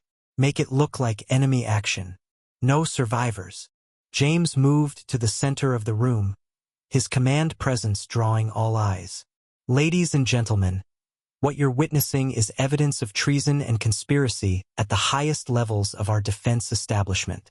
The Sentinel platform is designed not just for battlefield coordination, but for enforcing absolute compliance, ensuring that operators cannot refuse illegal orders or report violations of military law." General Clark stepped forward to join him. "As ranking officer present, I am implementing Protocol 47, a special directive for investigating command integrity violations. Security teams under my authority are now securing all evidence and detaining primary suspects." The doors opened as Clark's personnel entered, their insignia marking them as Military Intelligence Security Battalion, elite operators who reported directly to the Joint Chiefs. Vance's security team hesitated, caught between loyalty to their employer and the overwhelming legal authority represented by Clark's people. Most chose to stand down rather than oppose an official Protocol 47 action. Vance himself made a different calculation. He lunged toward James, a concealed neural disruptor in his hand. "You have no idea what you're doing, Harrington. Some secrets exist for a reason." Before he could activate the device, a single figure stepped from a side entrance.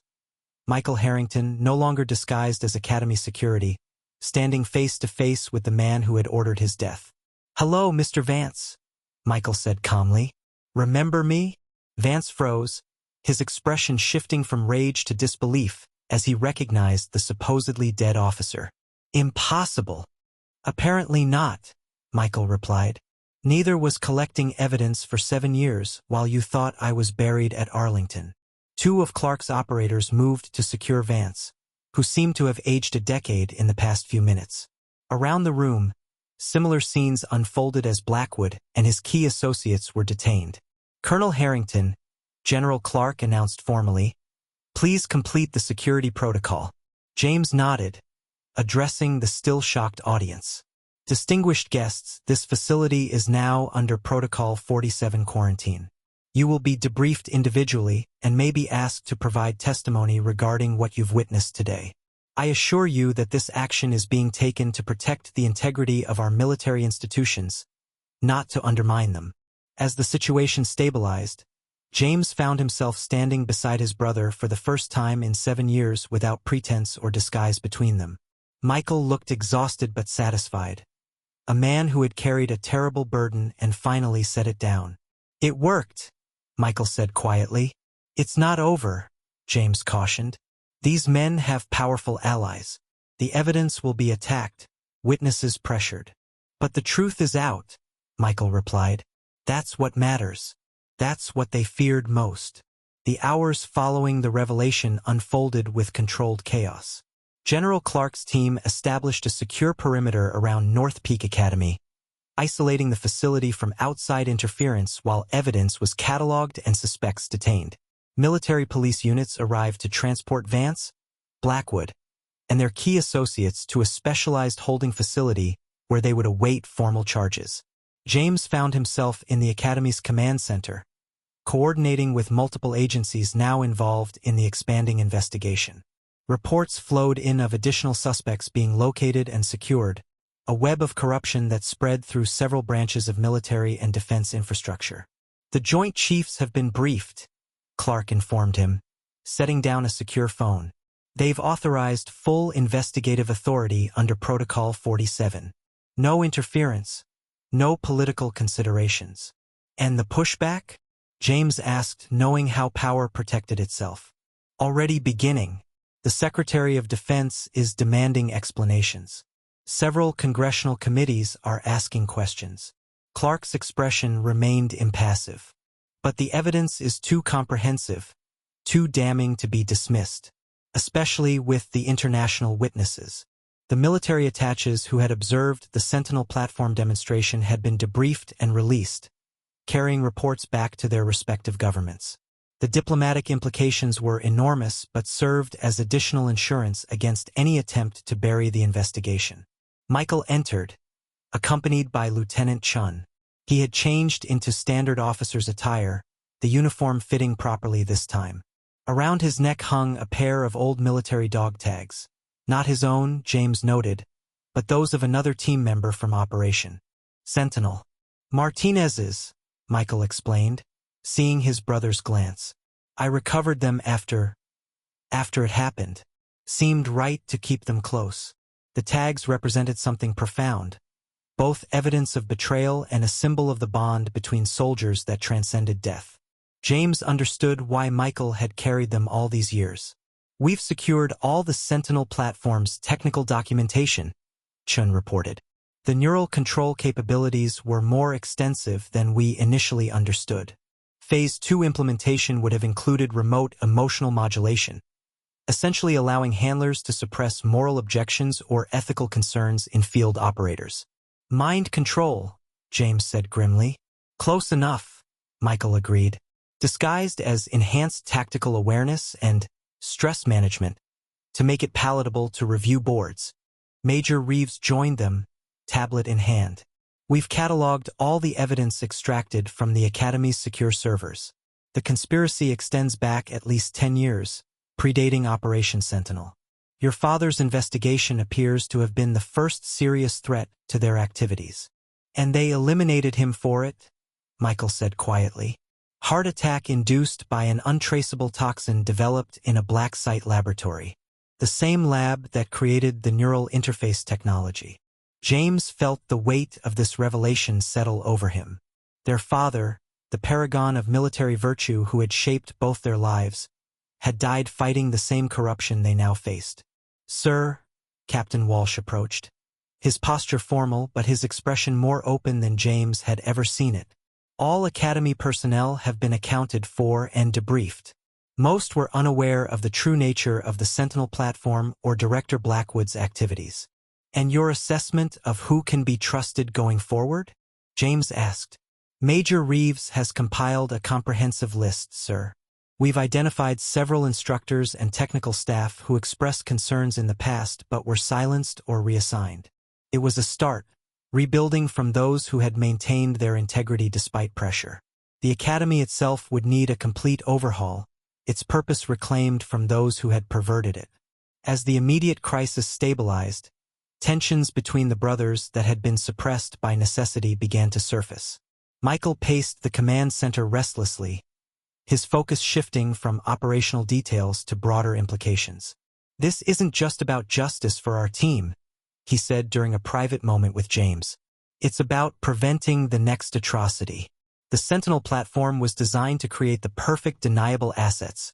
Operators who couldn't refuse orders, couldn't report violations, couldn't even remember what they'd done if the handlers activated certain neural protocols.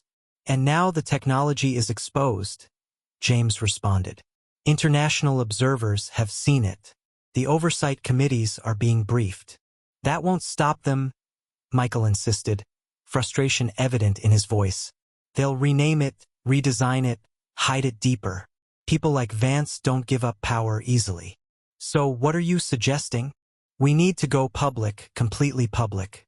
Not just through military channels or classified congressional briefings. The evidence needs to reach journalists, advocacy groups, international courts." James stiffened. "That would violate security protocols, possibly compromise legitimate operations." "That's the institutional thinking they counted on, James. The reflexive protection of the system, even when the system is corrupt." The brothers stood facing each other, the fundamental difference in their perspectives laid bare. James, despite everything, still believed in working within the institution to reform it. Michael, transformed by his experiences, saw the institution itself as compromised beyond redemption. "There are proper channels," James began. "Proper channels that answer to the same power structures that authorized Operation Sentinel," Michael interrupted. "That's what you're not seeing, James. This isn't about a few bad actors. It's about a system designed to protect itself at all costs." The tension between the brothers might have escalated further if not for Lieutenant Chen's timely interruption. "Colonel Major," she said, deliberately using Michael's former rank. "General Clark requests your presence. We've received new intelligence." They followed her to a secure communication room where Clark waited with Major Reeves. The general's expression was grave as he gestured to the monitor displaying a secure video feed. "This came in 10 minutes ago," Clark explained. "Prism's surveillance of known associates of Andrew Vance."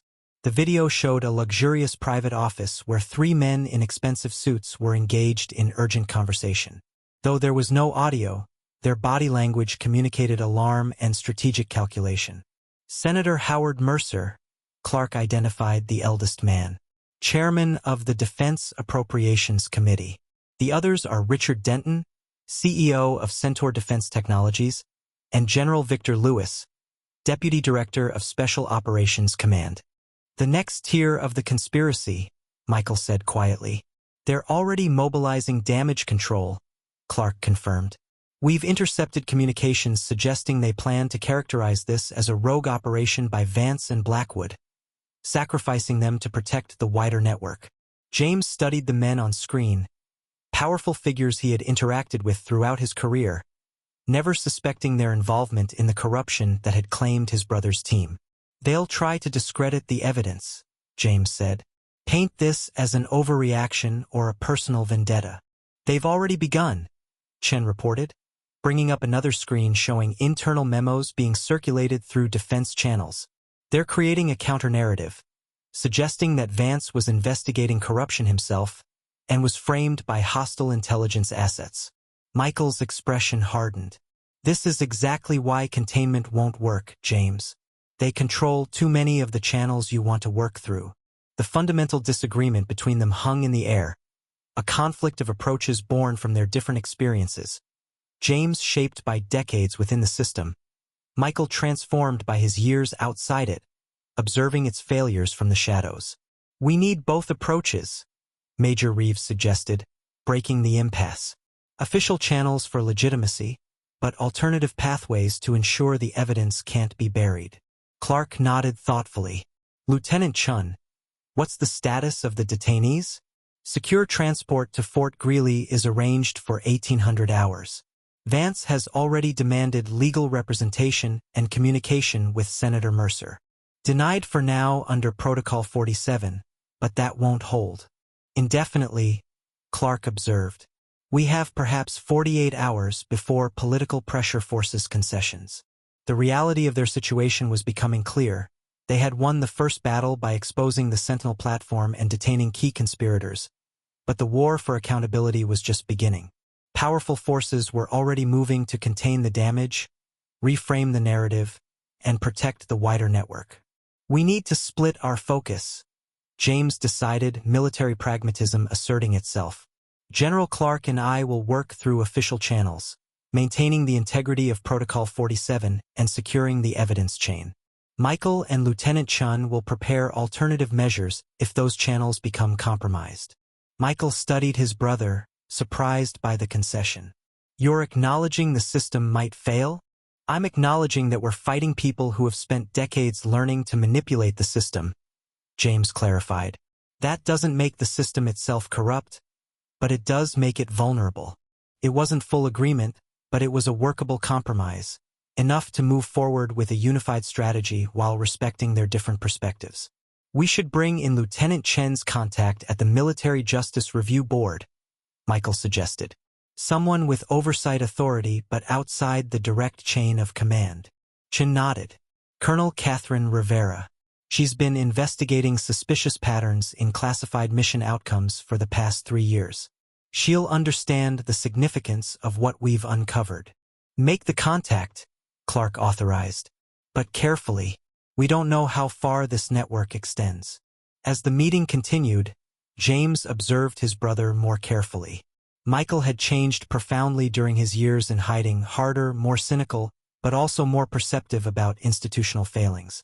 James had spent those same years rising through the ranks, believing in the system even as he occasionally chafed against its limitations. Now they needed both perspectives, James's understanding of how to work within military and political structures, and Michael's willingness to operate outside them when necessary. Their different paths had equipped them for complementary roles in the fight ahead. One more thing, Michael said as the meeting concluded. We need to secure the Academy's archived records, physical documents that predate digital systems. If our father was investigating this conspiracy before his death, there might be additional evidence in his personal files. Most of those would have been collected after his death, James pointed out. Not if he was as careful as you always said he was, Michael countered. Dad never kept his most sensitive materials in obvious locations. The mention of their father brought a shared memory.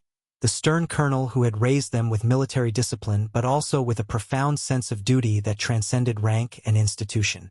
The old training tunnels, James said suddenly. Dad always said a good commander maintains alternative communication routes. Michael nodded, the first genuine smile crossing his face. Exactly what I was thinking. The perfect place to hide something you didn't want found through official channels. North Peak Academy's infrastructure extended far beyond its visible buildings. Beneath the manicured grounds and imposing structures lay a network of tunnels, some modern, housing utilities and emergency systems, others dating back to the facility's original construction as a Cold War-era command center. James and Michael moved through these older passages, guided by their shared childhood memories of their father's stories. Colonel William Harrington had served as North Peak's commander for 5 years before his death, continuing a family tradition of military service stretching back generations. Dad used to say these tunnels were the Academy's true foundation, James recalled, his flashlight illuminating rough-hewn walls reinforced with aging steel supports. Physical and metaphorical. He brought me down here once, Michael said, after I graduated from the Academy. Showed me access points that weren't on any official blueprints. The brothers navigated by memory and intuition, passing through sections that had clearly been in use for years. Dust covered abandoned equipment, and the air hung heavy with the scent of damp concrete and aged metal. This was his private office, James said as they reached a heavy door set into the rock. Unofficial, of course. where he handled matters too sensitive for regular channels. The door's locking mechanism was an old-fashioned combination dial rather than electronic security. James hesitated, then turned to Michael. "You try." "He would have used something meaningful to us." Michael considered, then carefully rotated the dial. "The day Mom died. Your academy graduation date. My deployment date." The lock clicked open on the fourth combination. "The day he took us hunting in Montana. Just the three of us." A rare family memory, one of the few times their father had been simply a father rather than Colonel Harrington. The office beyond was small but meticulously organized, preserved as if waiting for its owner's return. A simple desk, filing cabinets, maps on the walls, and a worn leather chair. Everything covered in a thin layer of dust, untouched for 8 years. How did this place remain undisturbed? Michael wondered. Blackwood took over after Dad died. Blackwood was appointed from outside, James explained. He wouldn't have known about this place unless someone told him. And the few who knew were loyal to Dad. They began a systematic search, careful not to disturb the office more than necessary. Years of military training had taught them both how to examine a space efficiently, looking for anomalies or hidden compartments. "Here," Michael called, examining the underside of the desk drawer. False bottom. The concealed compartment contained a leather-bound journal, their father's private record, written in a personal shorthand that would be meaningless to anyone outside the family. And beside it, a small key with no identifying marks. James took the journal while Michael examined the key. "Safe deposit box? Personal safe?" "No," James said, a memory surfacing. "Dad's quarters in the East Wing. There was a hidden wall safe behind his service portrait." The brothers exchanged a look, understanding the implications. If their father had hidden sensitive information about the conspiracy, split between this secret office and his personal quarters, he had been more deeply involved in investigating the corruption than either of them had realized. James opened the journal, quickly scanning entries that only a son could decipher. His expression darkened as he read. "Dad wasn't just investigating weapons shipments," he said quietly.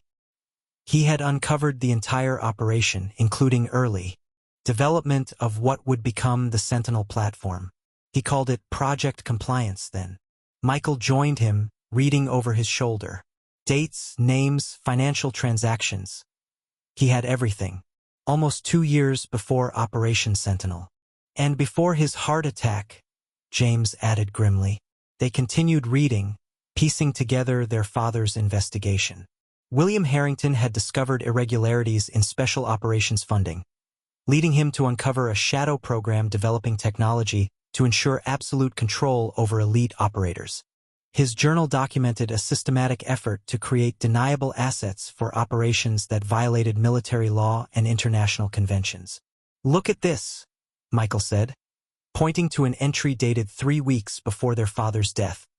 He identified Senator Mercer as the political protection for the program. And this name, General Edward Clark. James froze. General Raymond Clark's predecessor as Joint Chiefs Liaison. His mentor. Michael's expression hardened. And look who Clark appointed as his successor when he retired. The implication was clear and disturbing.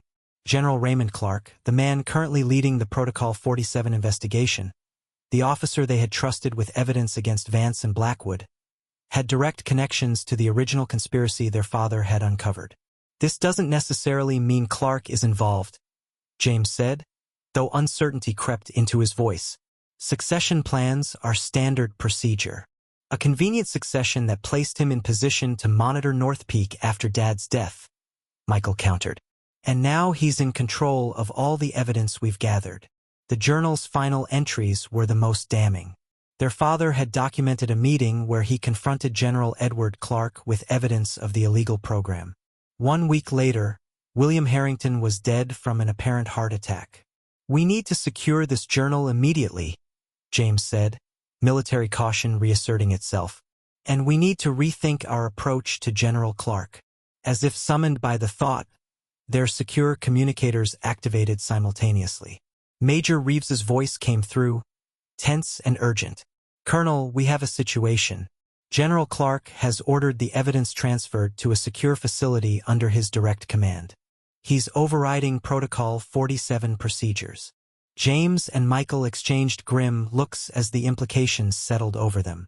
The trusted general who had seemed their strongest ally might be continuing the very conspiracy they were fighting to expose. Maintain normal communication, James instructed Major Reeves through the secure channel. Don't indicate any suspicion. Tell him we're conducting a security sweep of the Academy's lower levels and will return shortly. Understood, sir. But there's more. Lieutenant Chun reports that the transport for Vance and Blackwood has been changed. They're being moved to a classified facility rather than Fort Greeley. A facility under Clark's control, Michael said, his voice tight with suppressed anger. He's extracting them from official custody. How much time do we have? James asked.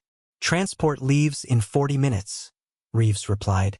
Chun is stalling with procedural questions, but she can't delay much longer without raising suspicion. We're on our way back. Alert Captain Walsh and have him quietly assemble a security team of personnel we've confirmed as trustworthy. No overt actions until we arrive. After signing off, James secured the journal inside his uniform jacket. We need the contents of that wall safe. If Dad collected physical evidence, it might be our only leverage now. They moved swiftly through the tunnel system, taking a route that would bring them to the East Wing while avoiding the main corridors where Clark's people would be operating. Years had passed since either brother had navigated these passages, but the Academy's layout remained etched in their memories, a shared map from childhood explorations when their father commanded North Peak. If Clark is part of this, why did he support the investigation? Michael asked as they climbed a narrow utility ladder. Why not shut it down immediately? Control, James replied. Once he realized we had evidence, he needed to contain it. Better to appear supportive while gathering everything into his possession. And now he has almost everything. The Sentinel platform files, the operational records, Vance and Blackwood themselves. Almost everything, James emphasized. He doesn't have Dad's journal or whatever is in that safe. And he doesn't know we suspect him. They emerged into a maintenance corridor in the East Wing, checking carefully for security personnel before proceeding. Their father's former quarters had been repurposed as a VIP suite for visiting dignitaries, but the basic layout remained unchanged. Security will be minimal, James noted. Most of Clark's people are focused on the evidence transfer and prisoner transport. Unless he anticipated we might come here, Michael cautioned. They approached the suite cautiously, using the service entrance rather than the main door. The rooms were currently unoccupied, prepared for VIPs who would now never arrive due to the day's dramatic events. The portrait still hung in the study, Colonel William Harrington in full dress uniform, his stern expression masking the intelligence and integrity that had defined him. James carefully removed it from the wall, revealing the concealed safe behind. The small key fit perfectly. Inside, they found a data drive, several photographs, and a formal military document with the presidential seal. What is this? Michael wondered, examining the document. Authorization for a classified internal investigation, James said, scanning the contents. Signed by the president himself. Dad was operating under direct executive authority, outside the normal chain of command. The photographs showed meetings between key conspirators, Senator Mercer, General Edward Clark, and Andrew Vance, along with several other high-ranking officials. The dates and locations were meticulously noted on each image. This is why they killed him, Michael said quietly. He had presidential authority to investigate and prosecute, regardless of rank or position. And that authority died with him, James added. Unless. He examined the document more carefully, focusing on a specific clause. This authorization extends to designated successors in the event of the primary investigator's incapacitation or death, provided they meet security clearance requirements. The brothers looked at each other as understanding dawned. He was preparing for the possibility of his death, Michael realized, creating a mechanism for the investigation to continue. And as his direct blood relatives, both military officers with appropriate clearances, James didn't need To finish the thought, the document provided them with legal authority that even General Raymond Clark couldn't easily override. Presidential sanction for an investigation into the very conspiracy that had taken their father's life and nearly claimed Michael's. James checked his watch. 22 minutes until the transport leaves. We need to move now. He activated his secure communicator. Major Reeves, change of plans. Implement security protocol Echo 7 immediately. Authorization Harrington 117. Echo 7 was an Academy emergency protocol that would temporarily lock down all transport in and out of the facility, ostensibly for a security threat, but effectively buying them time to counter Clark's moves. Sir, Reeves sounded surprised. That requires director-level authorization. We have higher authorization, James assured her. Execute immediately and then meet us at security control. As they gathered the evidence and prepared to leave, Michael paused, looking at their father's portrait. He knew James. He knew they might kill him, but he created a path for us to finish what he started. He always said a Harrington never leaves a mission incomplete, James replied, the family motto taking on new significance in light of what they discovered. The Academy alarm system activated as Major Reeves implemented Echo 7. Throughout the facility, security doors closed and transport vehicles were grounded, including the one scheduled to remove Vance and Blackwood from official custody. The brothers moved purposefully toward the security control center, no longer operating in the shadows but advancing openly with the full authority of their father's presidential mandate. The security control center buzzed with controlled urgency as Academy personnel responded to the Echo 7 protocol. Captain Walsh had assembled a team of trusted officers who now secured the facility's critical systems, following James's orders without question despite the irregular situation. General Raymond Clark arrived moments after the brothers, his composed exterior barely masking his fury. Colonel Harrington, explain this unauthorized lockdown immediately. James stood at full attention, the formal military posture a sharp contrast to the unprecedented action he was taking. Sir, I've initiated security protocol Echo 7 under special executive authority. What executive authority? Clark demanded. Rather than answering directly, James placed their father's document on the control room table. Operation Vigilant Justice, authorized by Presidential Order 8 years ago. An investigation into corruption within military special operations and defense procurement. Clark glanced at the document, his expression revealing nothing as he scanned its contents. This investigation was terminated upon Colonel William Harrington's death. No, sir, James countered. The authorization specifically provides for continuation by designated successors.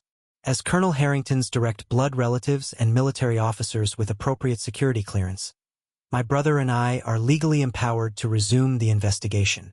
The room had gone completely silent, all eyes on the confrontation between the decorated general and the Academy's tactical director. This is highly irregular, Colonel, Clark said, his voice dangerously calm. Even if this document remains valid, which I doubt, it doesn't authorize you to countermand my direct orders regarding the evidence transfer. With respect, sir, it does exactly that. James's tone remained formal but firm. The authorization specifically exempts the investigation from normal chain of command when conflicts of interest arise. Michael stepped forward, adding his voice to his brother's for the first time. Conflicts like your direct connection to General Edward Clark, who our father identified as a key figure in the conspiracy before his death. A subtle shift occurred in Clark's demeanor, almost imperceptible, but clear to those trained to notice such things. His right hand moved slightly toward his side, where a concealed weapon might be holstered. That's a serious accusation, Major Harrington. One that would end your career if you were still officially alive. We have evidence, sir, Michael replied, unflinching. Our father documented everything, including his meeting with General Edward Clark 1 week before his death. Lieutenant Chun had positioned herself strategically near the communications console, her posture casual, but her attention entirely focused on Clark. Major Reeves stood beside James, outwardly calm but alert for any sudden movements. Colonel, Clark addressed James, ignoring Michael entirely. You've had an exemplary career, Don't throw it away based on paranoid theories and outdated documents. Stand down, rescind the Echo 7, and we'll forget this unfortunate incident. I can't do that, sir. James remained resolute. Not until the evidence and detainees are transferred to neutral custody outside your direct command. Clark's expression hardened. You're making a critical error, Colonel. One that will have consequences far beyond your career. Perhaps, James acknowledged, but I'm honoring my oath to defend against all enemies, foreign and domestic, just as my father did. The tension in the room was palpable as the standoff continued. Then Clark made his decision, reaching slowly into his jacket. Several weapons were instantly trained on him, including Captain Walsh's service pistol. Easy, Clark said, withdrawing not a weapon but a small communication device. I'm simply contacting my security team. That won't be necessary, General. Came a new voice from the doorway. All eyes turned to see a woman in the uniform of a full colonel, flanked by military police officers whose insignia identified them as part of the Inspector General's Special Investigations Unit. Colonel Catherine Rivera, Military Justice Review Board, she announced, her authority evident in both bearing and tone. Under the authority of the Inspector General, I am assuming control of all evidence related to Operation Sentinel and the North Peak investigation. Clark's composure slipped momentarily. This is outside your jurisdiction, Colonel. No, sir, it isn't. Rivera approached, producing documentation of her own. The Inspector General authorized this intervention after receiving evidence suggesting compromise within the Protocol 47 command structure. Lieutenant Chun nodded slightly to James. She had made the contact as planned, setting in motion this contingency even before they discovered their father's journal. Furthermore, Rivera continued, I've been instructed to secure all materials related to Operation Vigilant Justice. She glanced at the presidential authorization on the table. I see you've discovered Colonel William Harrington's original mandate. You knew about this?